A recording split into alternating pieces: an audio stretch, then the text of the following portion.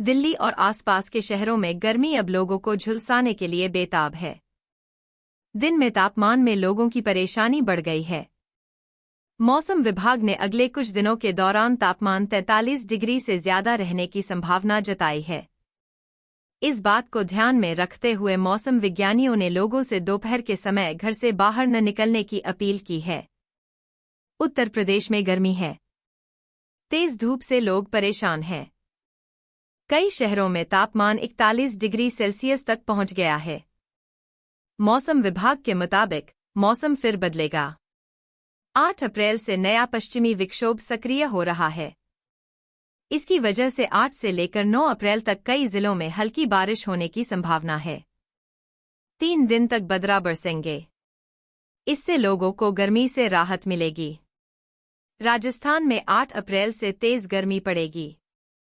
मौसम विभाग ने बाड़मेर, जैसलमेर जिले में हीटवेव चलने की संभावना जताई है। दोनों जिलों के लिए येलो अलर्ट जारी किया है। 7 अप्रैल को 8 जिलों, 8 अप्रैल को 19 जिलों और 9 अप्रैल को 23 जिलों में हीटवेव का येलो अलर्ट है। शुक्रवार को जालोर, जोधपुर, बाड़मेर, चित्तौड़गढ़, कोटा और वनस्थली, टोंक एरिया में दिन का अधिकतम तापमान 42 डिग्री सेल्सियस या उससे ऊपर दर्ज हुआ। मौसम विभाग (IMD) के अनुसार 7 अप्रैल को दिल्ली में तेज हवाएं चलेंगी। इसके साथ अलग अलग जगहों पर लू की स्थिति का अनुमान है। दिन में अधिकतम तापमान 39 डिग्री सेल्सियस और न्यूनतम तापमान 29 डिग्री सेल्सियस के आसपास रहा। दिल्ली में अगले 5 दिनों तक तापमान 41 से 43 डिग्री सेल्सियस तक पहुंचने के आसार हैं। इस दौरान दिल्ली का मौसम साफ रहेगा। मौसम विभाग ने कहा कि शुक्रवार को दिल्ली में अधिकतम तापमान सामान्य से 4.9 डिग्री अधिक 38.4 डिग्री सेल्सियस दर्ज किया गया, जबकि न्यूनतम 19.8 डिग्री सेल्सियस रहा।